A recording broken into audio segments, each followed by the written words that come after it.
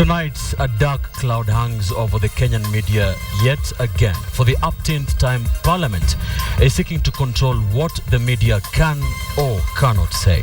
Earlier today, the National Assembly, without any due regard to the provisions of Article 34 of the Constitution, passed draconian provisions that would take Kenya back to the dark days. The provisions include the formation of a government-appointed tribunal to police the media and impose hefty fines on journalists deemed to have engaged in misconduct. Well, here at KTN, we reject the provisions with the contempt they deserve. Many distinguished Kenyans have lost life and limb fighting for freedom in this country, and we will not stand by as members of parliament seek to reverse the hard-earned gains. We join the rest of the media fraternity in condemning this uncalled-for attempt to roll back the gains of democracy in the country. We wish to remind President Uhuru Kenyatta of his pledge to journalists during the media breakfast that freedom of the media would be the hallmark of his administration. We also ask him to recall the provisions of Article 19 of the Universal Declaration of Human Rights, to which Kenya subscribes. We sincerely hope that he will reject these dastardly provisions when they finally come to his desk for a signature. You're in time for KTN Prime. Many thanks for joining us. We begin in The Hague, where the trial of President Uhuru Kenyatta has now been postponed by at least 2 months. Earlier this afternoon, ICC judges ruled to have the trial begin on the 5th of February 2014 to accommodate concerns of both the prosecution and the defense. KTN's political reporter Sam Ogina begins our coverage tonight. The reprieve at The Hague came as the country awaited news from New York on Kenya's bid for a deferral of the cases. Trial Chamber 5B said it had no choice but to postpone the case to February the 5th. The chamber noted that both the defense and the prosecutor were in agreement on postponing the trial date to February 2014. Last week, the defense team of President Uhuru Kenyatta applied to have the trial pushed to 12th February over what is termed as abuse of process by the prosecution. But the prosecutor held that the trial should not start later than February 3rd. The unanimous decision by the chamber now leaves one more critical application before the judges. In mid-October, Uhuru asked the judges to stop his case altogether on allegations of witness manipulation and tampering. He also sought in the alternative to have what he called an evidentiary hearing to resolve the issue before his trial could begin on November 12th. Uhuru has sent mixed signals on whether he will head to The Hague for his trial, with the clearest signal relayed in Oloitoktok during Interior Cabinet Secretary Joseph Olelenku's homecoming last weekend. Yangu ni kuambia ya kwamba tuko pamoja nanyi, tutafanya kazi pamoja nanyi, tuunganishe wa Kenya, na mambo haya ambayo mnasikia ya huko mimi sitaki kuyataja. Viongozi anyway, tuko hapo hiyo line hiyo. For now, it is clear that the president's trial will not start in November, but it could kick off as soon as February if the UN Security Council that is currently meeting in New York does not defy it. That decision is expected in the next few days. Samugina, KTN.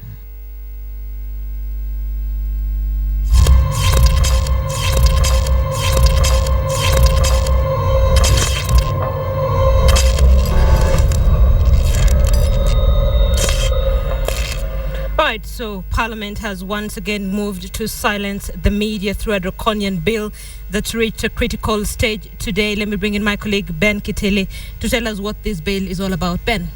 Now, indeed, Linda, that the amendments to that Kenya Information and Communications Amendment Bill 2013 was one of many amendments that were introduced before Parliament when there were only about 28 members of Parliament in the chamber. Let's now take a look at what the Kenyan Constitution says about freedoms of the media. Now, Article 34(2) of the Constitution says that the state shall not exercise control over or interfere with any person engaged in broadcasting, the production or circulation of any publication or the dissemination of information by the medium.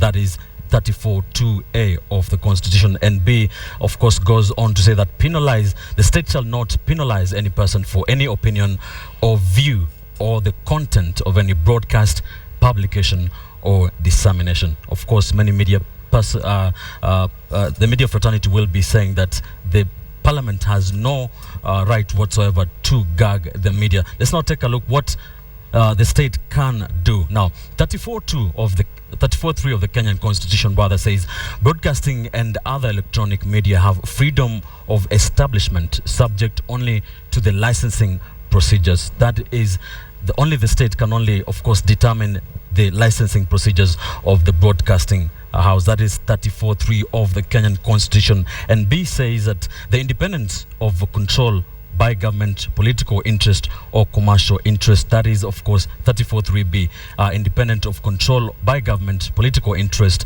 or commercial interest. Now let's take a look at what Parliament can do about all this. The Parliament shall enact legislation that provides for the establishment of a body which shall A, be independent of control by government, political interest or commercial interest. And another thing is, of course, a body that reflects the interests of all sections of society. That is what the Kenyan Constitution says about gagging of the media or attempts by the state to do so. Let's now take a look at the Universal Declaration of Human Rights of the United Nations, which states, that is Article 19, everyone has the right to freedom of opinion and expression. This right includes freedom to hold opinions without interference and to seek, receive, and impart information and ideas through any media and regardless of frontiers. Those are some of the things that Kenyan media fraternity will be hoping the state and indeed Parliament is looking at.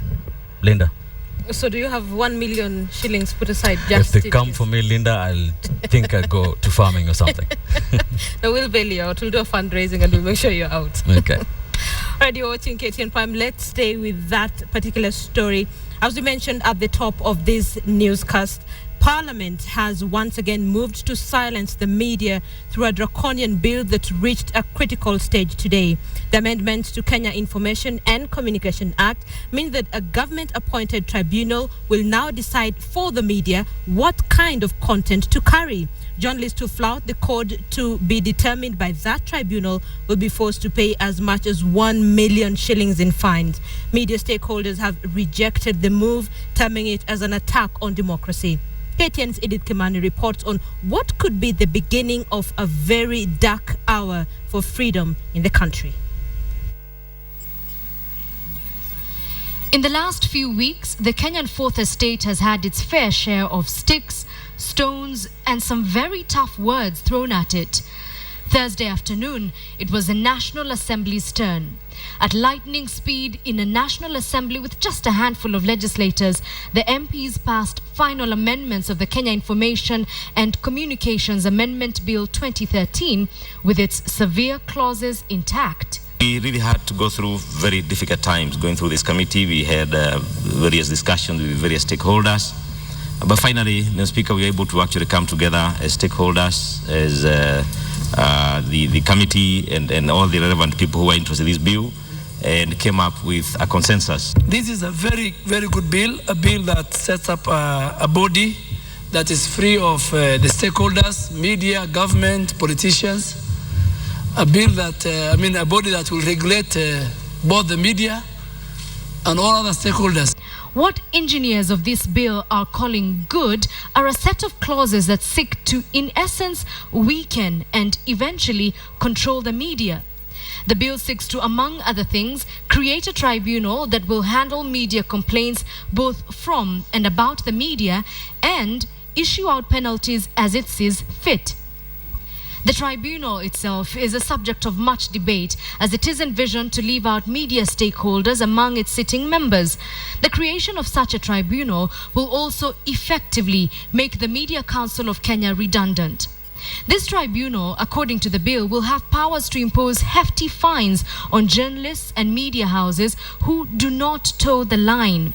Individual journalists would be ordered to pay up to 1 million shillings, while media houses would have to pay up to 20 million shillings for anything deemed to be controversial by the tribunal.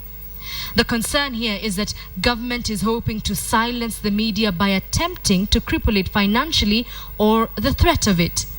Then there is a power the tribunal has to recommend suspension or deregistration of journalists at will. Will bold and daring journalists survive this tribunal? If President Uhuru Kenyatta's assurance at the much talked of state media breakfast is to be believed, then there is hope yet, since he would have it to append his signature for the draconian bill to become law. As a media, you play a key role in the gathering and the processing of information. You occupy a special place through which you can guide public debate for the benefit not just of the media or government, but the whole country. Media stakeholders are already looking to the president to make good his word. The Kenya Editors Guild, in a statement to newsrooms, said that should the bill sail through Parliament, it will reverse gains made in Kenya on media freedoms. The Editors Guild and indeed media practitioners fear that the bill will take the industry to days like these, when snakes could not be rattled, or these, when journalists were being arm-twisted to reveal their sources. Be amended as proposed. Even with the glaring assault on media freedoms the bill proposes, legislators quickly and rather nonchalantly got the bill through to its third reading, closing any room for further changes to its content. Their argument being, this is a very, very good bill. Edith Kimani, KTN Prime.